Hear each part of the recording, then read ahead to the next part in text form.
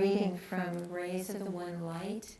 These are weekly commentaries on the Bible and the Bhagavad Gita, written by Swami Ananda and based on the teachings of Paramahansa Yogananda. At the heart of silence, the eternal word. Truth is one and eternal. Realize oneness with it in your deathless self within. In the Gospel of St. John, these immortal lines appear. In the beginning was the Word, and the Word was with God, and the Word was God. The same was in the beginning with God.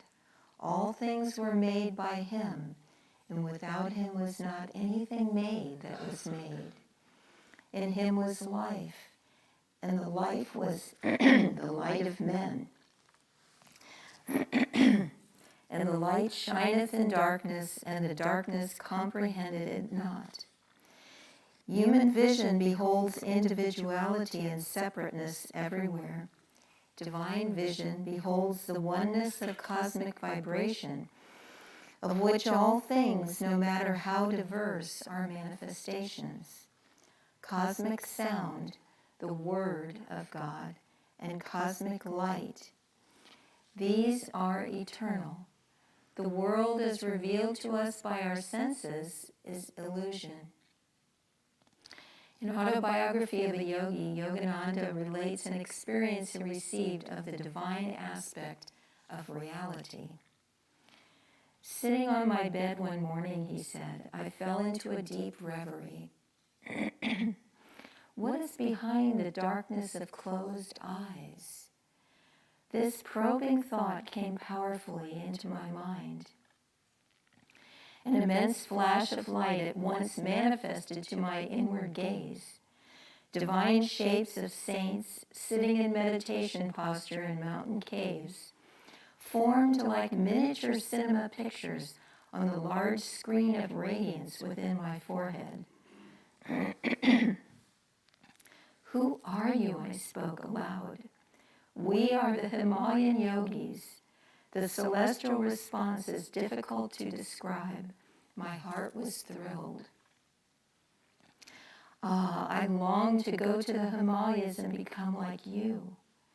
The vision vanished, but the silvery beams expanded in ever-widening circles of infinity. What is this wondrous glow? I asked. I am Ishwara. I am light. The voice was as murmuring clouds. I want to be one with thee. Out of the slow dwindling of my divine ecstasy, I salvaged a permanent legacy of inspiration to find God. Wise are we if we meditate on that experience of Yogananda's and salvage from it even a breath of his inspiration. For quite simply, there is nothing else. As the Bhagavad Gita says in the 7th chapter, I make and unmake this universe. Apart from me, nothing exists, O Arjuna. All things, like the beads of a necklace, are strung together on the thread of my consciousness and are sustained by me. Thus, through Holy Scripture, God has spoken to mankind.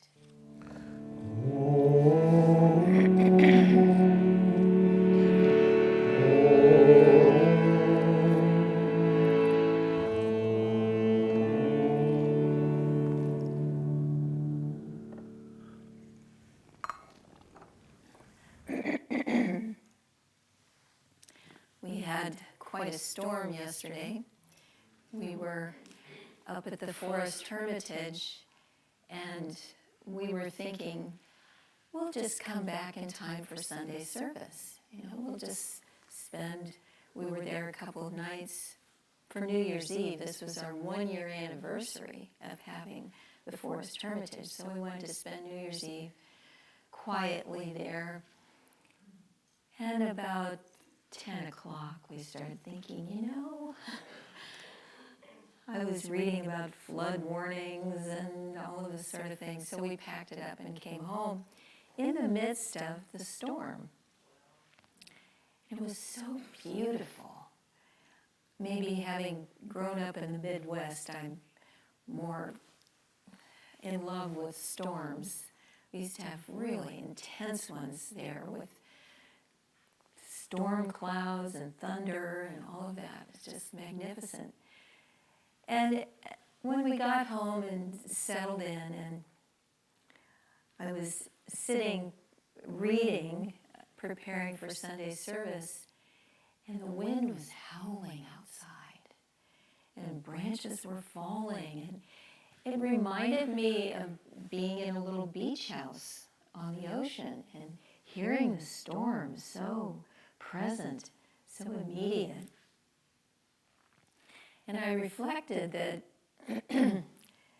a spiritual life is like that storm. It's raging all around us. There's all these distractions of the world. There's material desires. There's health issues and financial issues and job issues and relationship issues. It's just this raging storm. And if we, as Yogananda said, if we build a portable paradise within, then it's just like we were last night, snug in our little cozy house, warm, dry, protected, and it can just all rage as much as it wants to. And we are still. We are at that center, not affected by any superficial change. I was reading last night, and I hope I can paraphrase it, Swami's sort of explanation of how creation came into being. And he says, in connection with this Bible reading, that out of the vastness and absolute peace of God, that unmanifested stillness,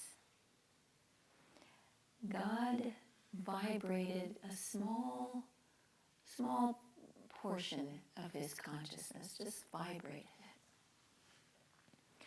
And out of that vibration came all the manifestation of this universe. And Swami says you can think of it like a storm that whips up the surface of the ocean so that all you see is an infinity of cresting waves smashing into each other, just all manner of drama. And you forget that the ocean is a vast body of water that is still. I remember being in tropical climates and having that water cresting and all agitated with waves, and then diving deeper. And it's all perfectly still. Just swim around without any agitation. And that's what we're trying to do. We're trying to dive past the waves into that calm water where nothing and no one can change us, can agitate us. There was a story that a friend of mine told me recently. She said that she saw this on the news or read it somewhere, that there was a couple driving in a car when something happened. I don't know if there were icy conditions or whatever, but they broke through the barrier and they went down. Many hundreds of feet. I don't remember how many, but it was a long way. And one of them, the husband or the wife or one of them, just kept shouting, "We're okay, we're okay, we're okay, we're okay."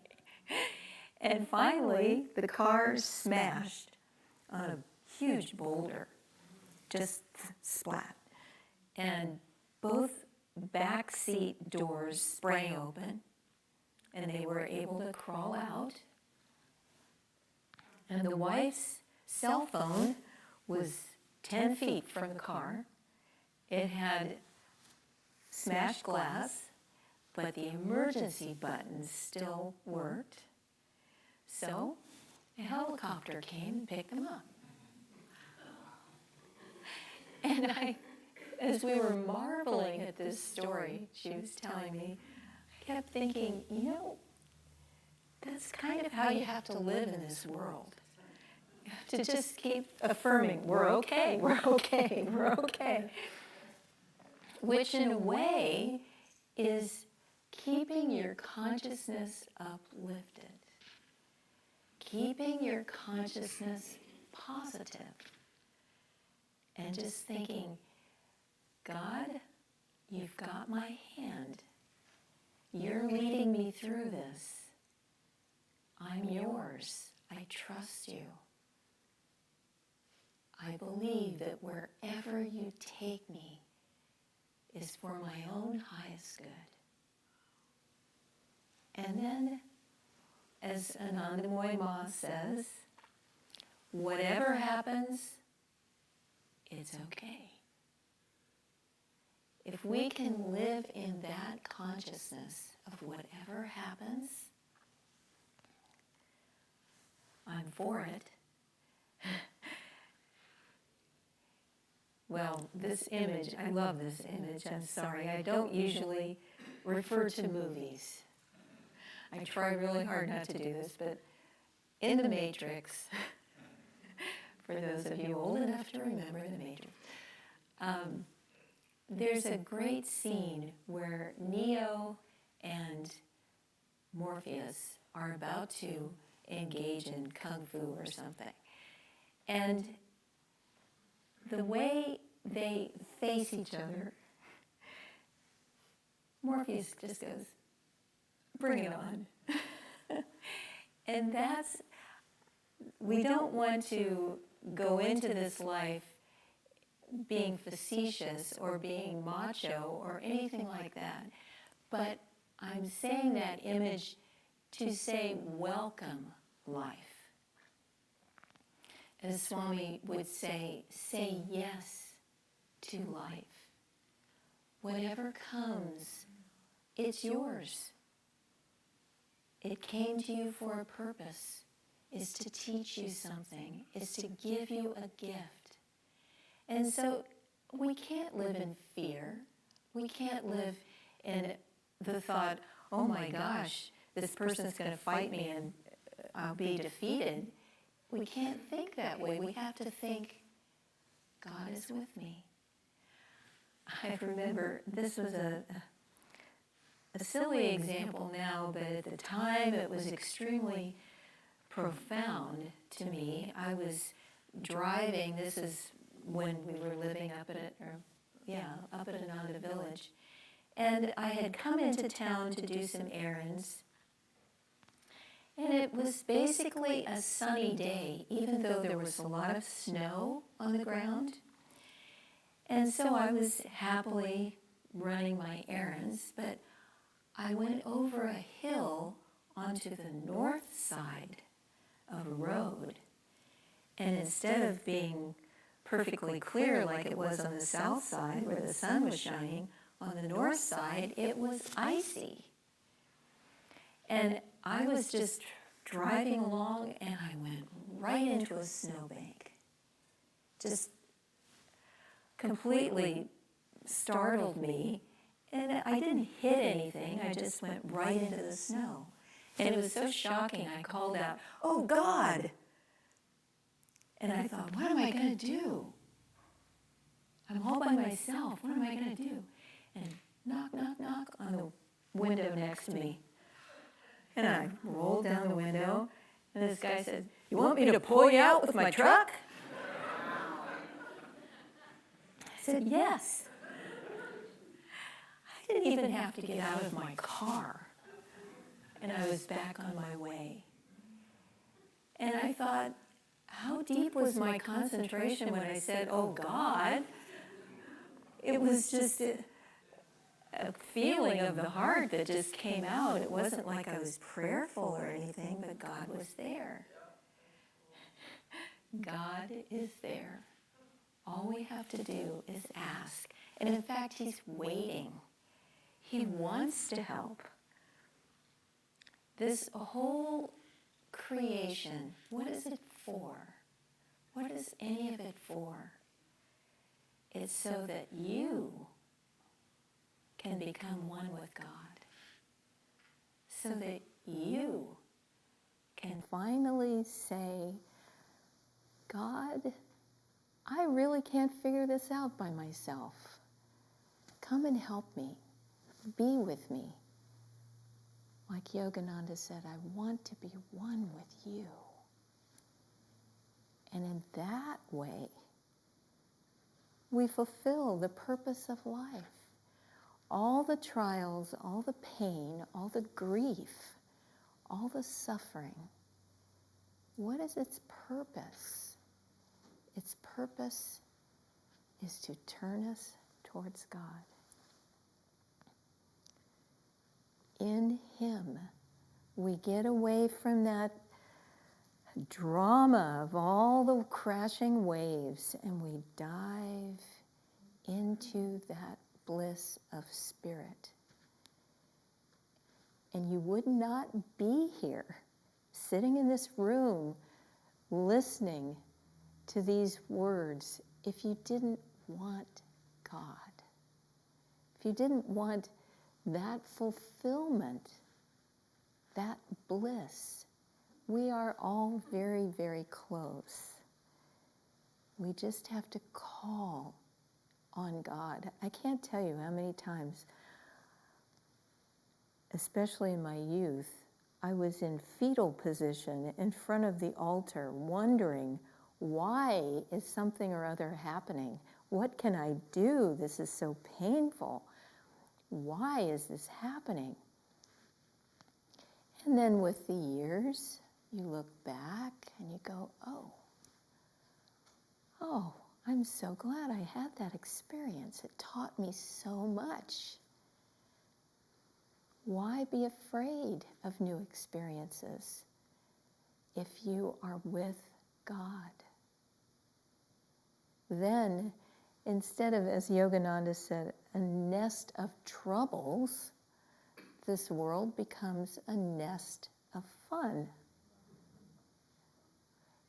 If we hold on to God's hand in this new year, if we make a practice of trying to keep our attention at the point between the eyebrows, which Yogananda said is the fastest way to find God, if we make an effort to be still in our meditations, not just our bodies, not just our hearts, but our minds too.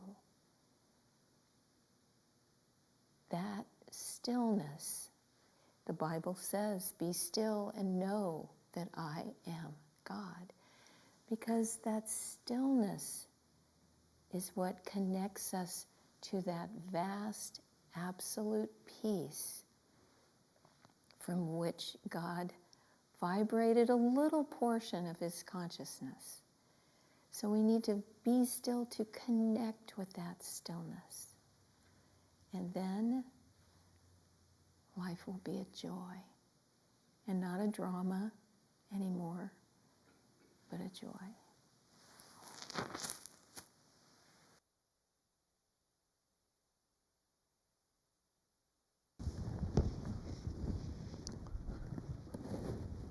So I'll add a little piece to the story of us coming home from the storm yesterday, which is we arrived home and we were joined by visitors, unexpected visitors, quite a few actually visitors. And the interesting thing, so the whole area was flooded. I mean, not that there was flood waters up above, ground level, but ants were apparently getting dislodged from their homes and decided to make our home their home for a little while, and which was very intriguing because our home was clean. I mean, that in itself isn't necessarily that notable. I mean, we try to keep it fairly clean, but I mean, we had really, when we leave for a few days, it's like, get rid of the compost, take out the garbage, get rid of all the junk. I mean, there was nothing to attract them, except that it was dry inside, I think.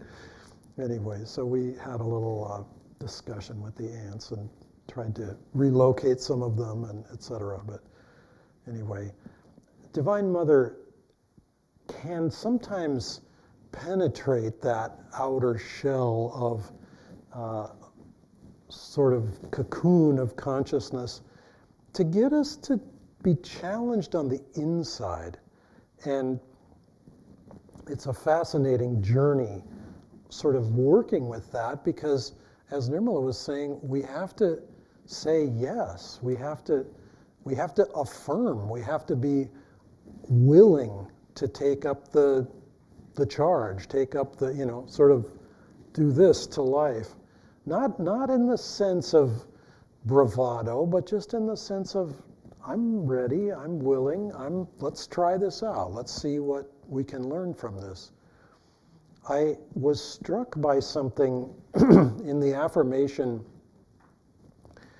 It concludes with filled with inner joy. And it struck me, if you think of the word happiness, so we say Happy New Year. It's the new year. Here we are, January 1st. It's wonderful. Happy New Year. Happy, however, is not enough, because happy, for most people, most of the time, depends to some degree, or perhaps to a huge degree, on what happens. Happy happens. But what if something happens that's not very happy? Then something else happens, like sadness or annoyance or frustration or whatever. And joy, going back to what Nirmala was saying, joy is a place where what happens is not relevant to the state. It's not dependent on what's happening. It's beyond. It's in a place that this drama can't touch. We drove across this bridge on the Cosumnes River, coming down from Somerset towards Diamond Springs and Placerville. And, normally this bridge is up like 25, 30 feet above the river. The river was like, I don't know, about 5 or 6 feet below the bridge. I mean, people were standing on either side of the bridge taking pictures. It was like, we came to the bridge, and for just a moment, I sort of thought, is this a good idea to drive across this bridge? And I thought, we need to get to the other side of this bridge. Let's go. And I had just watched somebody come the other direction, so I thought, all right, it's going to be okay. And obviously, it was okay. But we will, all of us, in the space of the new year, run into bridges where the water's rising, and have to sort of perhaps think about it a little bit. What's trying to happen here? How do I proceed? And it's just helpful to remember that eternalness, that beyondness. I'm reminded of a passage or a line that comes up in Autobiography of a Yogi, and it's quoted in these readings, where Yogananda is having this deep meditation, and the World War I is happening at that time. And part of his vision in this meditation in Calcutta is he is aware of the actual experience of someone on a ship in a battle. And, talk about dramas, like Nirmala was talking about, waves going up and down. I mean, there's, shells are being fired, guns are being fired, and a shot comes from the shore to the ship. It hits the ammunition magazine and blows the entire ship up, puts everybody into the water, including the commander of the ship, who Yogananda's consciousness is in that body. And so everybody's swimming towards shore. Well, they're swimming towards shore, which is, people on the shore are the ones shooting at them. Well, some of them make it to the shore, including this commander, and he thinks he's safe, and just then he gets hit by a bullet, and he dies. And Yogananda's, suddenly he's back in Calcutta, then he's back in the body of this guy. I mean, he's, am I alive or dead? And the light responds to him, what has life or death to do with light? Which is to say, light is eternal. And the drama of life and death does not affect that light. It's not causative. And so let us in our lives stay in that eternal, dive into that eternal. Often people make New Year's resolutions, and I don't want to say that it's a mug's game, because it's a good idea to do something, to take some new step. I mean, have followed sports for much of my life, and there's the really, really good players of sports are not just supremely talented. They're also supremely talented, and they work really, really hard. And so every year comes a new year, and their career moves on a year. Do they stay the same? No, they don't. They bring some new element in. They've worked during the off season to add some element to their game that's new and different. A friend of ours at Ananda Village every year takes one yama or one niyama to focus on. A yama would be ahimsa, non-violence, non-lying, non-stealing, etc., like that. Or one of the niyamas, like contentment or devotion or cleanliness, etc. Focuses for the whole year, just puts a little special focus on that. Now 50 years have gone by, and she's had a chance to go through all 10 of these yamas and niyamas at least 4 or 5 or 6 times for a whole year. You can really make some progress. It's easy to get lost in the drama, the storms of life, and forget that eternal. So it is good to take some step forward. Let me just make I'll make 2 little suggestions about New Year's resolutions. Should you choose to, your mission, should you choose to accept it. Make your environment remind you of the resolution so that it's easy to follow. It's easy to practice it. Then it's not this grinding special effort every single day. If you're reminded of it, there's something on the bathroom mirror, or there's something on the refrigerator door, or there's something that your environment encourages that action, then it's a lot easier to do it.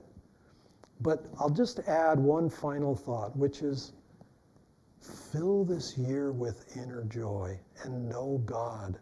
Know God is part of every aspect of what comes. And just like the affirmation, the reading was saying, or the affirmation itself, I leave behind me both my failures and accomplishments. Now you may think, well, I don't know, I like some of those accomplishments. They were pretty good, and the failures, well, I mean, they might have been lousy, but they make a good story, I mean, it's good stuff, right?